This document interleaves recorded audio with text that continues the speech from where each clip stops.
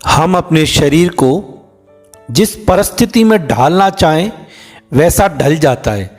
अगर उसको कठोर बनाना चाहें तो वो कठोर भी बन जाएगा और कोमल बनाना चाहें तो कोमल भी बन जाएगा। यह सब अभ्यास की बात है।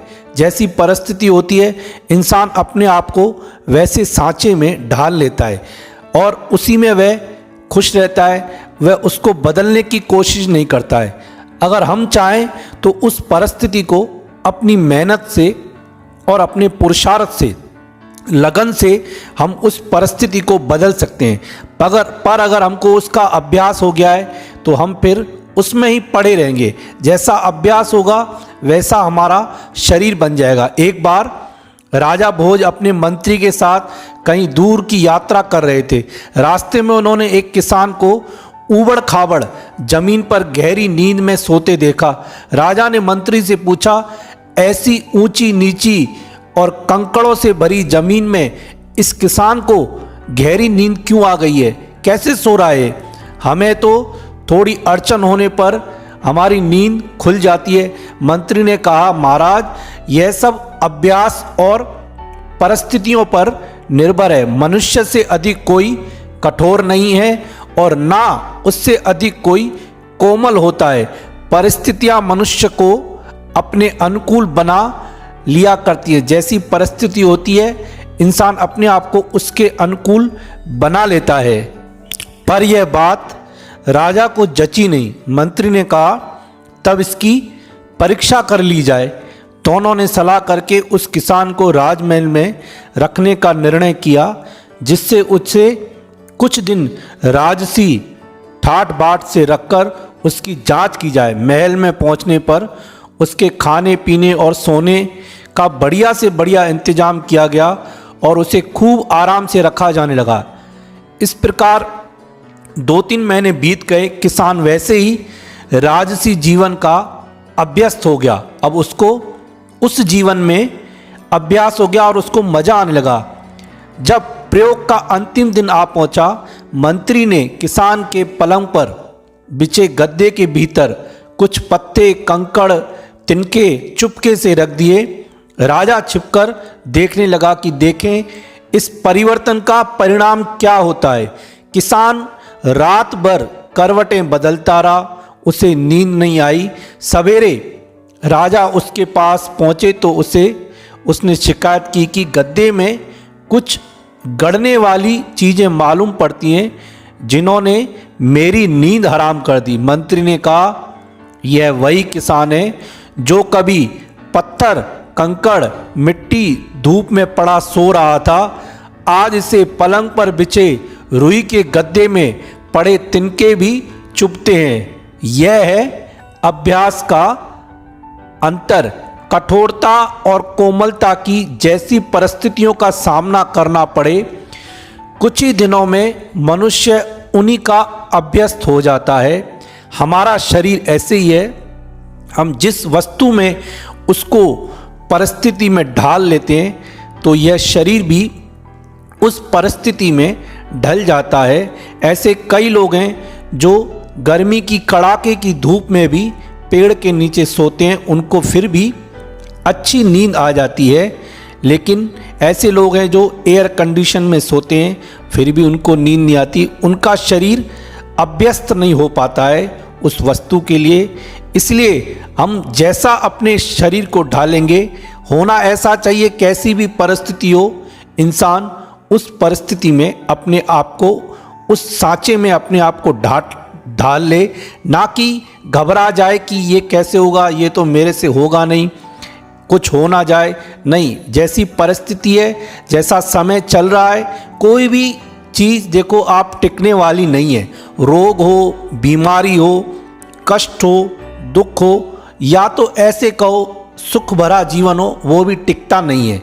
हर अपनी समय से जो चीज़ बनती है तो वो बिगड़ती है। हमको उसमें बिल्कुल भी घबराना नहीं चाहिए। हम देखकर बीमारियों को, रोग को देखकर डर जाते हैं कि क्या होगा। नहीं, हमारे अंदर इतनी शक्ति होती है कि हम उसको अपनी शक्ति से ही, अगर मन, विल पावर हमारा मजबूत है तो हम उसको अपने आप से ही ठीक कर सकते हैं। समस्याएं हैं तो समाधान भी जरूर निकल जाता है। कैसी भी समस्या हो, कैसी भी पीड़ा हो, कैसा भी दुख हो, उसका रास्ता जरूर निकल जाता है। बस ये है कि हम घबराए नहीं। कई बार होता है ऐसा कि हमारे अंदर कोई दुख आ जाता है तो हम उस दुख को लेकर बैठ जाते हैं। अगर अंदर में दुख है तो वह अंदर से ही मर जाएगा। जैसे लोहा लोहे को काटता है, ऐसे ही दुख भी जो मन में है वह उस दुख से हम घबराए नहीं, उसको हम काट सकते हैं। कहते हैं एक बार एक गांव में एक वयोवृद्ध सरपंच रहते थे। बूढ़े सरपंच थे। दूर दूर के लोग उनसे अपनी समस्याओं का समाधान और झंझटों का निपटारा कराने के लिए आया करते थे। सरपंच के नाम से ही उनकी ख्याति थी। एक दिन किसी गांव से कुछ आदमी अपना इंसाफ कराने आए। उस गांव में वे पहली बार आए थे और सरपंच का घर भी उन्होंने देखा ना था। इसलिए गांव के समीप पहुंचने पर उन्होंने नियत स्थान पर पहुंचने संबंधी कुछ लोगों से पूछा।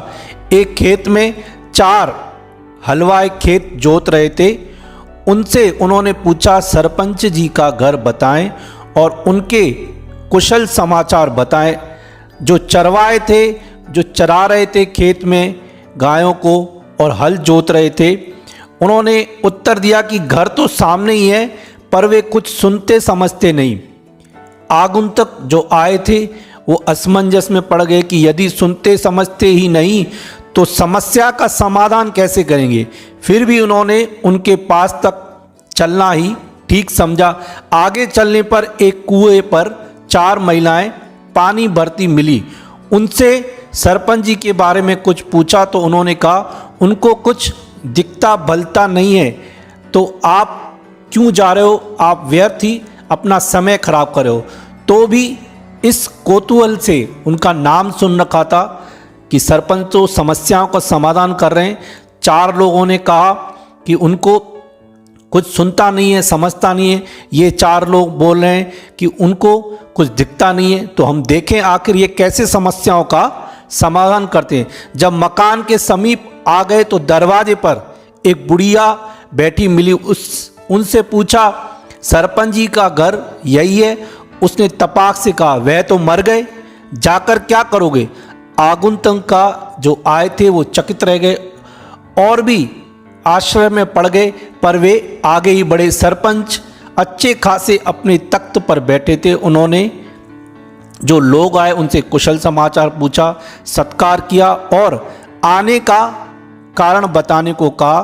तो जो लोग आए थे अपनी बात कहने से पहले उनके संबंध में जो कहा गया उसका पूरी डिटेल बताया और पूछा कि लोग आपके बारे में ऐसी बातें क्यों कहते हैं। सरपंच ने कहा, मेरी बड़ी गृहस्थी है, उसमें अनेक प्रकृति के सदस्य हैं, लोग हैं।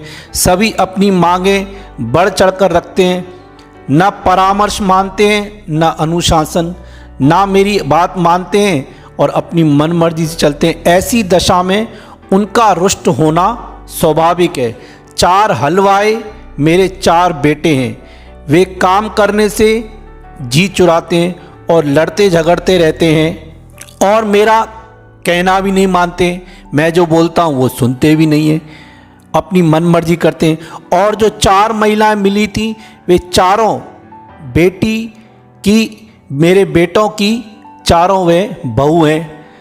अपने अपने जेवर कपड़े के लिए, मायके जाने के लिए रोज तकरार करती हैं। मैं उनकी बातों पर ध्यान न देकर टालता रहता हूँ। जो दरवाजे पर बैठी बुढ़िया थी वो मेरी पत्नी है। आए दिन तीर्थ यात्रा पर चलने और घर के झंझट छोड़ने की बात कहती है, उससे भी मेरा सहमत होना कठिन है। कुल मिला के कोई भी मेरे से सहमत नहीं होता। मेरे से सब नाराज रहते हैं और मेरे ऊपर अपना गुस्सा निकालते हैं, उल्टा सीधा कुछ ना कुछ बोलते रहते हैं।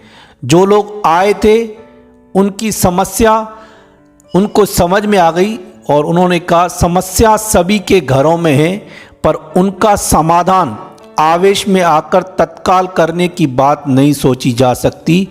सहनशीलता, दूरदर्शिता और धैर्य रखकर ही उन्हें समय अनुसार पूरा किया जा सकता है। इस तथ्य को समझ लेने के बाद जो अपनी समस्याएं लेकर आए थे वह कुछ न बोलकर और सरपंच को प्रणाम करके निकल गए और वह समझ गए कि जब सरपंच के घर में ही समस्याएं लगी पड़ी हैं और उन्होंने हमको शॉर्टकट में समझा दिया कि जो समस्या हैं उनका समाधान आपके पास ही है।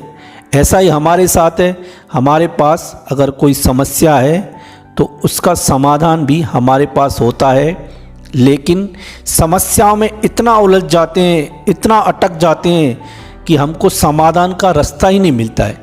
उस समस्या, उस दुख के बारे में, उस पीड़ा के बारे में, उस बात के बारे में इतना सोचते हैं, मकड़ी के जाल की तरह उसमें फंसते जाते हैं और फिर हमको लगता है कि अब इसका कोई समाधान नहीं है और मेरे पास कोई भी रास्ता नहीं है।